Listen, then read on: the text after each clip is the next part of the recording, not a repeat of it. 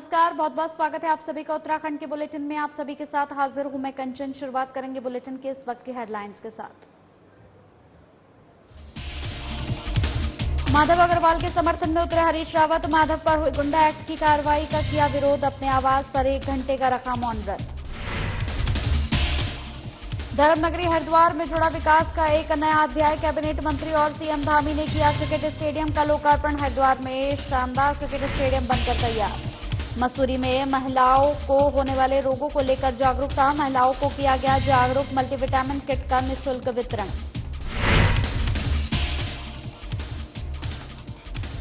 SSP के निर्देश पर चलाया जा रहा अभियान। नशे के खिलाफ दून पुलिस को मिली बड़ी सफलता। 51.26 ग्राम स्मैक के साथ महिला तस्कर गिरफ्तार।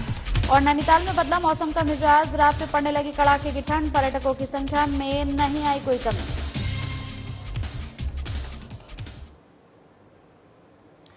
चलिए बुलेटिन में बढ़ते हैं आगे और रुक करते हैं इस वक्त की बड़ी खबर का। टीवी स्क्रीन पर इस वक्त की बड़ी खबर आपको दिखाने जा रहे हैं। धर्मनगरी हरिद्वार में जुड़ा विकास का एक और नया अध्याय। कैबिनेट मंत्री प्रेमचंद अग्रवाल और सीएम धामी ने किया हरिद्वार में पन्नालाल भल्ला क्रिकेट स्टेडियम का लोकार्पण। हरिद्वार में शानदार क्रिकेट स्टेडियम बनकर हो गया है तैयार। कैबिनेट मंत्री प्रेमचंद अग्रवाल ने सीएम पुष्कर सिंह धामी का आभार भी जताया है। हरिद्वार को क्रिकेट स्टेडियम की बहुत ज्यादा जरूरत थी। प्रेमचंद अग्रवाल की ओर से ये बात कही गई है। ये देश ही नहीं अंतर्राष्ट्रीय स्तर का खूबसूरत स्टेडियम हरिद्वार को समर्पित। सीएम धामी के मार्गदर्शन में अनेकों आयाम छू रहा है उत्तराखंड। देवभूमि वीरभूमि के बाद खेल भूमि के रूप में भी जाना जाएगा उत्तराखंड। कैबिनेट मंत्री प्रेमचंद अग्रवाल ने इगास पर्व की भी सभी को शुभकामनाएं दी। क्योंकि हरिद्वार की एक आवश्यकता थी। मुझे याद है कि जब ये एचआरडी अपना ये भवन ये एक क्रीड़ा क्षेत्र बना रहा था, स्टेडियम बना रहा था, मैं यहाँ आके देख रहा था कितनी खूबसूरत स्थिति में ये था। कुछ संशोधन करने का काम किया, लेकिन आज वो घड़ी आई जब ये यहाँ स्टेडियम बन के तैयार है। और मैं एक ही बात कह सकता हूँ, ये देश का नहीं अंतर्राष्ट्रीय स्तर का एक खूबसूरत स्टेडियम हरिद्वार को आज समर्पित होने जा रहा है। इसके लिए मैं आप सभी को बहुत बधाई दे रहा हूँ, क्योंकि माननीय मुख्यमंत्री जी के मार्गदर्शन में हमारा जो आवास विभाग है, शहरी विकास विभाग, अनेकों जो है आयाम छू रहा है। उसमें आज इसका ये स्टेडियम का शुभारंभ भी एक कड़ी के रूप में जुड़ रहा है। मैं आप सभी को बहुत बधाई दे रहा हूँ, क्योंकि आज एकादश पर्व भी है। उसकी भी आपको बहुत बहुत बधाई के साथ, मुख्यमंत्री जी के आभार के साथ अपनी वाणी को विराम दे रहा हूँ। जय हिंद, जय भारत। स्वर्गाश्रम के निवर्तमान चेयरमैन माधव अग्रवाल पर गुंडा एक्ट की कार्रवाई पर कांग्रेस ने कड़ा रुख अपना लिया है। पूर्व मुख्यमंत्री हरीश रावत ने खुलकर माधव अग्रवाल पर हुई कार्रवाई का विरोध किया है। उन्होंने देहरादून में अपने आवास पर 1 घंटे का मौन रखा। माधव अग्रवाल का समर्थन किया है। हरीश रावत ने सरकार पर तानाशाही का आरोप लगाया। हरीश रावत का कहना है कि सरकार अपने अधिकारों का गलत प्रयोग कर रही है। कांग्रेसियों पर जहां पहले सरकार फर्जी मुकदमे दर्ज करवा रही थी, वहीं अब मुकदमों को आधार बनाकर कांग्रेसी नेताओं को गुंडा एक्ट की कार्रवाई कर जिला बदर करने में लगी हुई है। सरकार को इस प्रकार की कार्रवाई राजनीति में नहीं करनी चाहिए। नेताओं को, कार्यकर्ताओं को गुंडा एक्ट के तहत निषिद्ध करके उनको जिला बदर किया जा रहा है। इसका एक बहुत बड़ा उदाहरण स्वर्गाश्रम में हमारे नेता माधव अग्रवाल और उनके परिवारजन, कुटुंबीजन जो कुछ झेल रहे हैं वो अकल्पनीय है। और अब माधव अग्रवाल, जिनको आप किसी से पूछ लीजिए, जो गरीब के लिए लड़ते हैं, सामान्य लोगों के लिए लड़ते हैं, और उनको गुंडा करार दिया जा रहा है और उनको जिला बदर किया जा रहा है।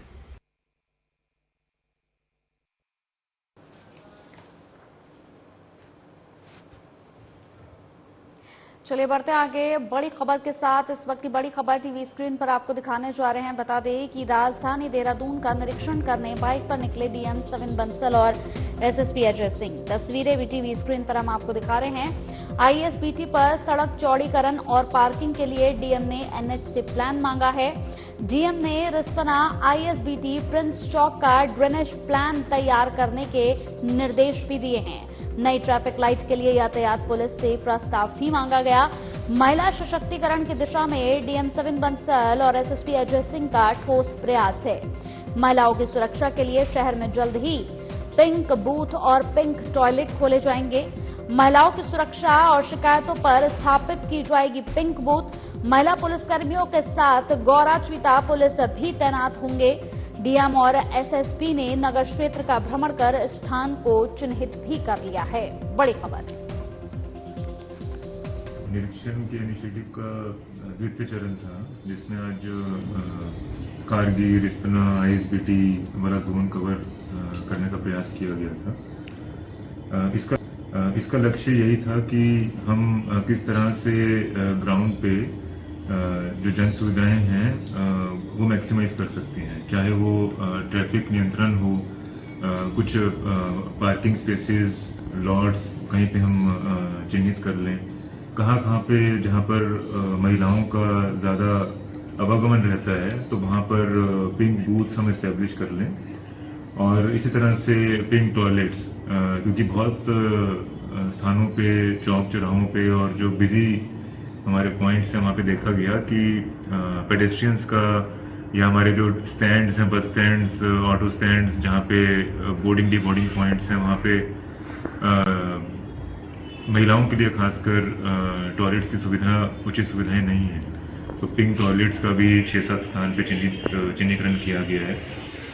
उसी के साथ कुछ ट्रैफिक लाइट्स जो हमारी अभी रिपेयर होने योग्य हैं उनको मार्क कर लिया गया है, वो हमारी ठीक हो जाएंगी। इसके साथ ही कुछ पॉइंट्स ऐसे हैं जहाँ पे शहर भर में, जहाँ पे नई ट्रैफिक लाइट्स की भी आवश्यकता है, तो उसका भी प्रस्ताव कप्तान साहब हमें।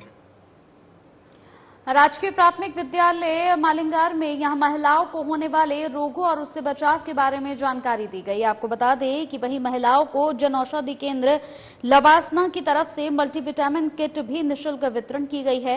राजकीय प्राथमिक विद्यालय में आयोजित कार्यक्रम में संस्था के अध्यक्ष ने कहा कि महिलाएं पूरे समय अपने परिवार को समय देती हैं, ऐसे में उनका और कई प्रकार की बीमारियों से वो ग्रसित हो जाती हैं, जिसके लिए आज उनको जागरूक किया जा रहा है। इस मौके पर जन औषधि केंद्र लबासना नेहा खरौला पड़ियार ने कहा कि इस तरह के कार्यक्रम समय समय पर करते हैं ताकि महिलाओं को स्वास्थ्य के प्रति यहां पर जागरूक किया जा सके। इस मौके पर विद्यालय के शिक्षक परविंद्र पवार ने स्वास्थ्य के साथ ही बच्चों की शिक्षा पर ध्यान देने पर अपने विचार व्यक्त किए।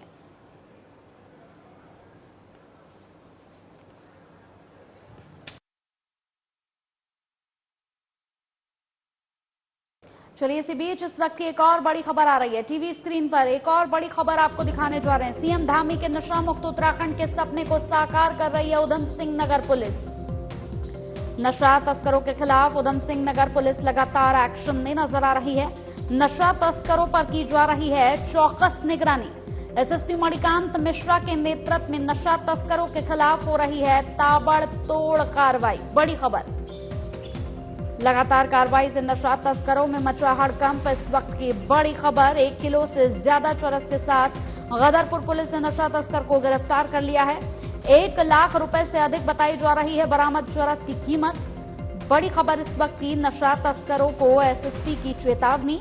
नशा करने और बेचने वालों की खैर नहीं, मणिकांत मिश्रा ने साफ कह दिया है।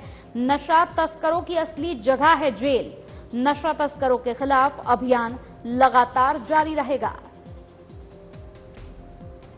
गदरपुर पुलिस के द्वारा नशा तस्करों के विरुद्ध अभियान में एक और कार्य किया गया, जिसमें एक लड़का इकरार पकड़ा गया।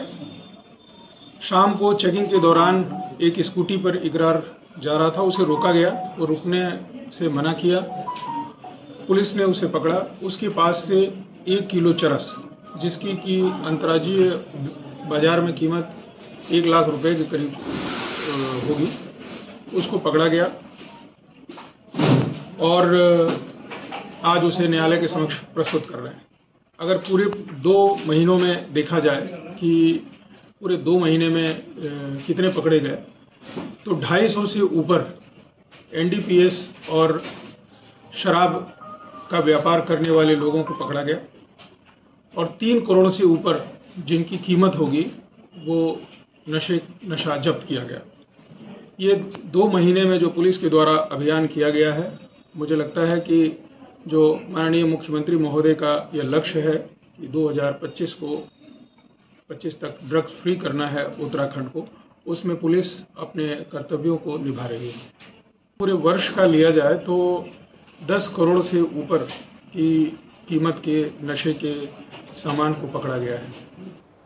नशे के अवैध कारोबार में लिप्त आरोपियों के खिलाफ एसएसपी अजय सिंह के निर्देशों पर लगातार अभियान चलाया जा रहा है। कोतवाली नगर पुलिस ने मादक पदार्थों की तस्करी में लिप्त महिला तस्कर को भारी मात्रा में अवैध स्मैक के साथ गिरफ्तार किया। तस्कर के कब्जे से 15 लाख रुपए से ज्यादा मूल्य के 51.26 ग्राम अवैध स्मैक, 20,950 की नकदी और इलेक्ट्रॉनिक तराजू भी बरामद किया गया है। एसएसपी अजय सिंह ने मामले का खुलासा करते हुए बताया कि चेकिंग के दौरान लखीबाग चौकी क्षेत्र अंतर्गत मुखबिर की सूचना पर पुलिस ने तस्कर को गिरफ्तार किया।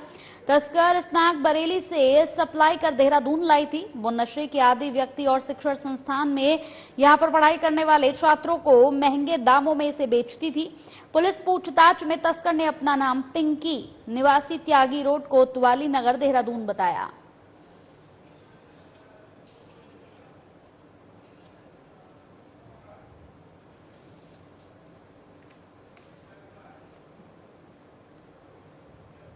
चलिए, इसी बीच इस वक्त एक और बड़ी खबर आ रही है। एक और बड़ी खबर टीवी स्क्रीन पर आपको दिखाने जा रहे हैं। महाराष्ट्र से चुनाव प्रचार के बाद धर्मनगरी पहुंचे सीएम धामी। बड़ी खबर, राजनीति पिच पर चौके छक्के लगाने के बाद धाकड़ धामी ने हरिद्वार के क्रिकेट पिच पर पहली और दूसरी बॉल पर लगाया चौका और छक्का।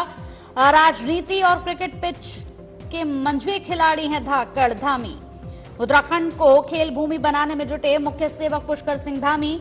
सीएम धामी की हरिद्वार जनपद वासियों को बड़ी सौगात।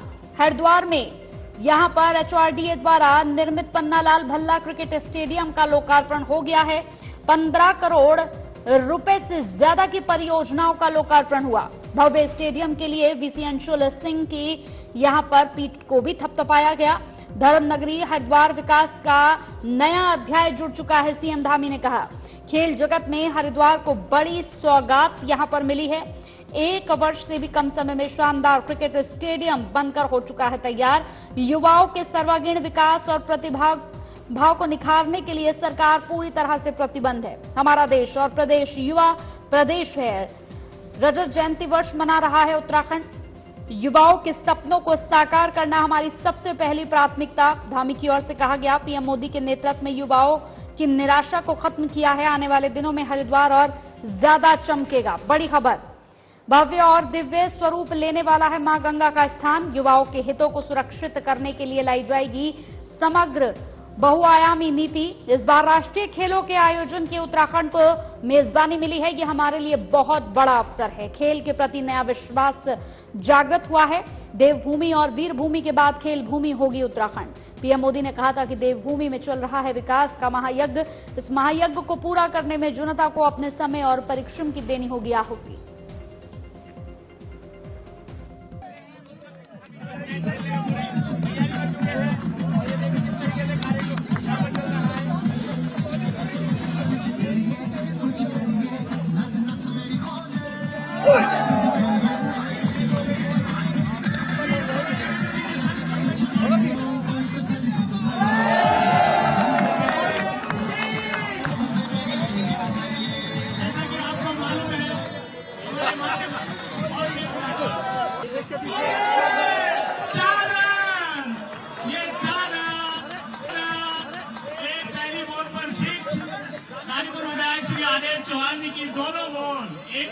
आज स्थापना के रजत जयंती वर्ष में धर्मनगरी को खेल के क्षेत्र में एक बड़ी सौगात देने के लिए एक आज इतना बड़ा स्टेडियम और अन्य जो योजनाएं हैं, उन योजनाओं के लोकार्पण और शिलान्यास के अवसर पर आप सभी को मैं अपनी ओर से बहुत साधुवाद देता हूं, बहुत बधाई देता हूं कि आप यहाँ पर रात्रिकालीन मैच भी हुआ करेंगे, उसके लिए भी, और बहुत जल्द आप सभी की कड़ी मेहनत के कारण ही ये स्टेडियम एक वर्ष में, महज एक वर्ष की समय सीमा के अंदर बनकर तैयार हो गया।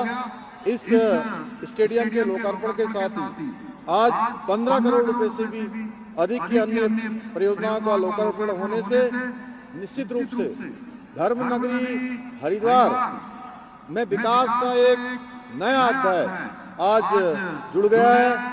भाइयों बहनों, जिस प्रकार अभी 9 नवंबर को हमारे आदरणीय प्रधानमंत्री जी ने राज्य स्थापना दिवस के अवसर पर कहा था कि इस समय उत्तराखंड के अंदर, देवभूमि के अंदर विकास का महायज्ञ चल रहा है। मेरा मानना है इस महायज्ञ को पूरा करने में हम सभी को अपने समय की, अपने परिश्रम की आहुति प्रदान करनी है।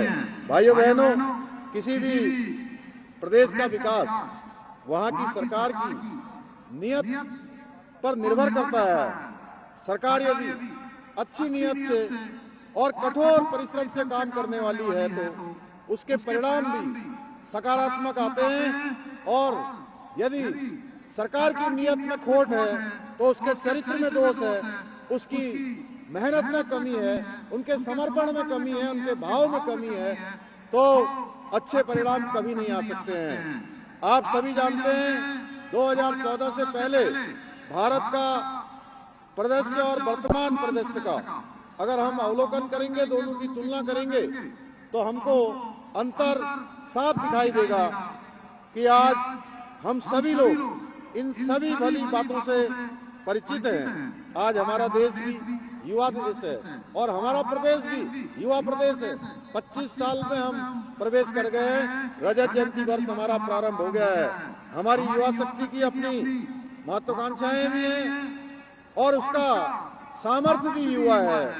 युवाओं के इसी सामर्थ्य को सार्थक बनाना है, उनके सपनों को पंख देना हमारी प्राथमिकता है। उनको ऐसा परिवेश उपलब्ध कराना कि जहां पर वो अपने सभी प्रकार के, जो उनके व्यक्तित्व से लेकर उनकी हर गतिविधि का विकास कर सकें। आज हमारी हर नीति, हमारा हर निर्णय उस युवाओं को केंद्र में रखकर लिया जा रहा है। सरोवर नगरी नैनीताल में भी मौसम का मिजाज बिगड़ने लग गया है, लेकिन पर्यटकों की संख्या में कोई कमी नहीं हुई है। मौसम खराब होने के बावजूद भी सैलानियों की तादाद लगातार बढ़ रही है। नौका विहार का लुत्फ उठाने से लोग नहीं चूक रहे हैं। भयंकर ठंड और कोहरे के बावजूद भी सैलानियों का नैनीताल आने का दौर लगातार जारी है। ठंड पड़ने से पर्यटक और स्थानीय लोग गर्म कपड़ों की खरीदारी करने के लिए लग गए हैं, जिससे फुटपाथ पर दुकान लगा रहे दुकानदारों में खुशी देखी जा रही है। पर्यटक नौका विहार का लुत्फ तो उठा ही रहे हैं, साथ ही साथ पर्यटन स्थलों का भी भ्रमण कर रहे हैं।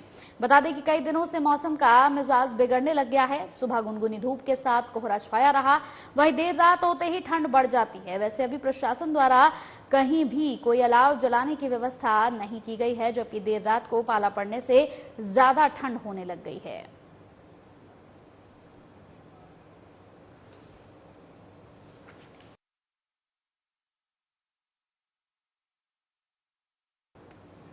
चलिए इसी बीच एक और बड़ी खबर के साथ आपको रूबरू करा देते हैं। इस वक्त की बड़ी खबर टीवी स्क्रीन पर आपको दिखाने जा रहे हैं। स्टेडियम लोकार्पण के बाद सीएम धामी मां गंगा के द्वार पहुंचे हैं। सीएम धामी ने गंगा दीप महोत्सव में हिस्सा लिया, प्रतिभाग किया।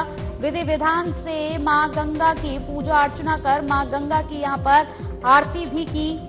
मां गंगा का आशीर्वाद यहां पर सीएम धामी लेते हुए नजर आए।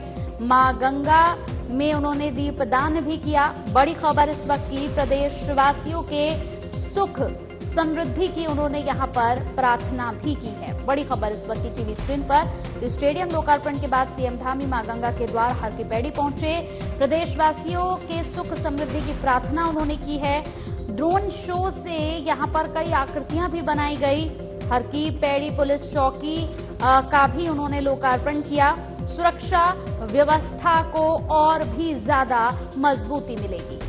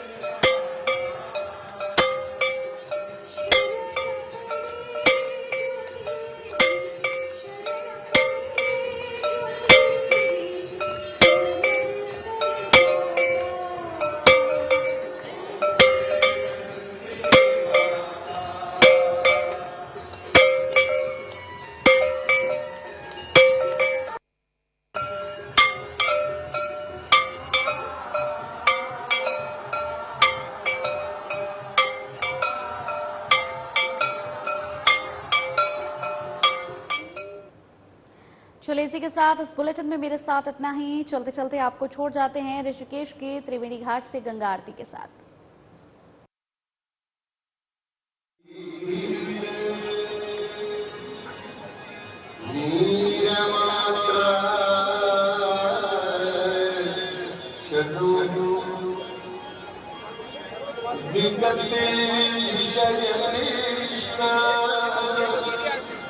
कृष्ण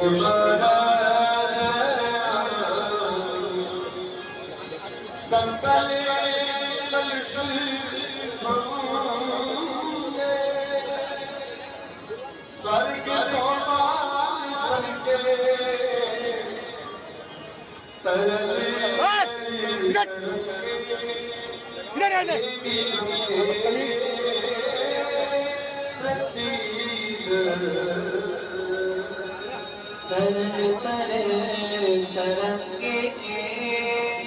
देवी गंगे रसीदा चंद्रमा मन सूर्यो अजायत शूद्राया युश्चराणश्च मोहा गगनिरजायत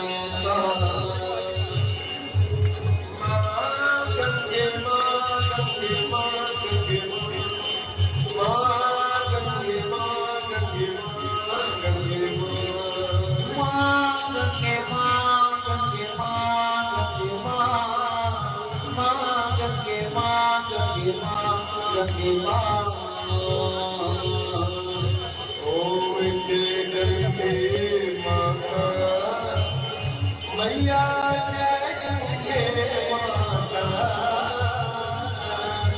जो तुमको जो मैंने दिया जिको जाता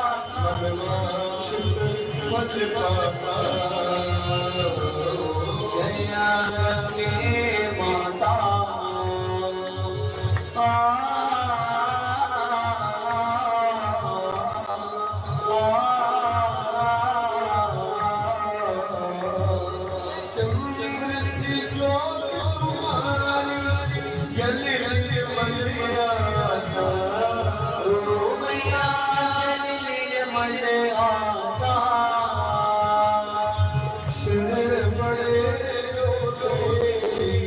शरण पड़े जो तेरी तो कर जागा जय गंगे माता माँ गंगे माँ गंगे माँ गंगे माँ गंगे माँ गंगे माँ करके सब जग हो गया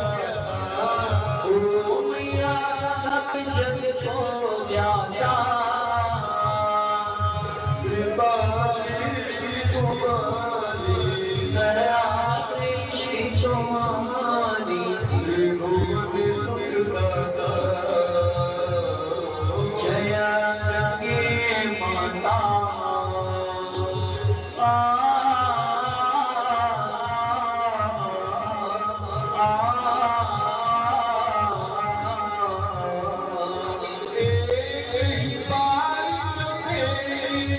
शरणा